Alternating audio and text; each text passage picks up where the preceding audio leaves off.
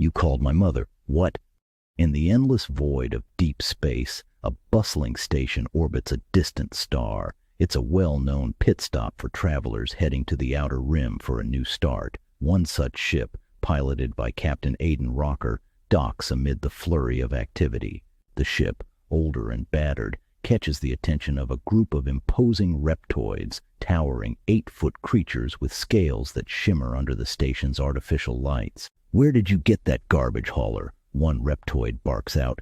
"Which one you calling garbage, the ship or the human captain?" another adds, prompting raucous laughter from the group. Aiden turns to his 12-year-old son. "Just ignore them and head straight to the depot holding center," he says calmly, trying to shield him from the harshness of their words. Maddie, his 8-year-old little girl, clings to her father's leg, too scared to move. "Look at that puny creature, barely a snack," a reptoid jeers, his laughter booming louder.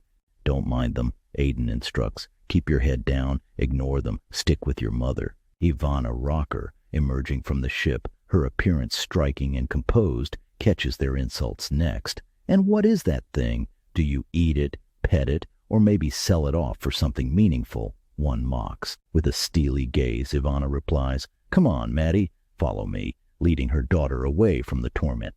The reptoids continue, their words sharp and relentless. "Did not think a Delta-class garbage hauler could carry so much human trash," they scoff as the mother and 2 children walk past. Helping his grandmother off the ship, Aiden hands her a wooden cane, a family heirloom from the 1800s, passed down through the generations, its handle carved intricately into the shape of a dragon's head, eyes glinting with ancient gems. The reptoids don't relent, hurling more insults.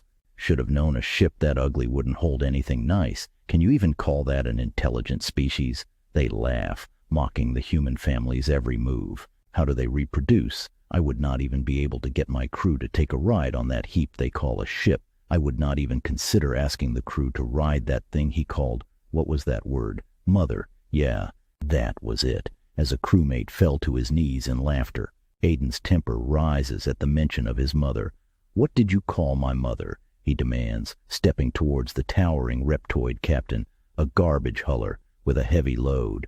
"What you gonna do, puny human?" the captain sneers, towering over him. Aiden, with a determined stare, moves at the reptoid, his mother's frail hand gripping his arm, trying to hold him back. His resolve is strong. His mother says, "Let it go, son, let it go." "Yeah, let it go, human. Go join the rest of that trash you call a family." As the laughter from the reptoids peaks, Aiden's grandmother, cane in hand, speaks up.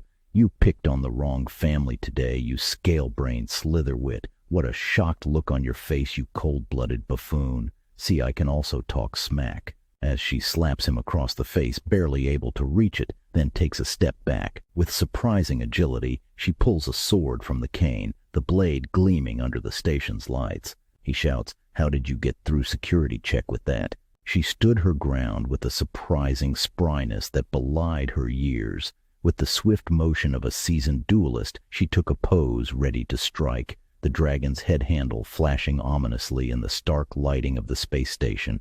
The blade, razor sharp and perfectly balanced, caught the light, casting fleeting shadows on the metal walls.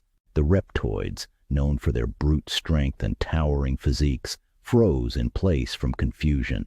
Their laughter, once booming and cruel, turned to a choked silence. The matriarch of the Rocker family faced the captain, her eyes unflinching. Before the creature could react, she stepped forward with an agility that seemed to warp the very air around her. She darted inside his guard, slapping the captain on his butt with the sword as she spun around him. She moved with a quick sidestep back, the point of her blade finding the hollow at his throat with a surgeon's precision.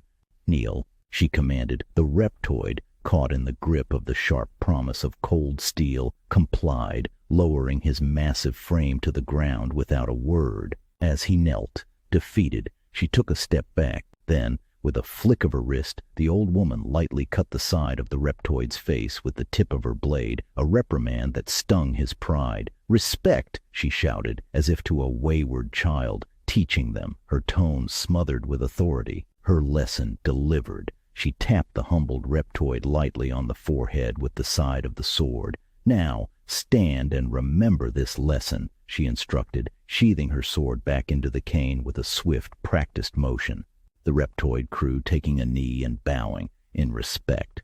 As the Rocker family walked away, heads held high, the tale of the elderly human who subdued a Reptoid bully with grace and a sword hidden in a cane would ripple across the stars, a legendary reminder that grace with courage and cleverness can defy age and size, and maybe, just maybe, you should think twice about saying a good mama joke. This is not goodbye, nor the end. Until the story continues, my friends. B.N.Rocker.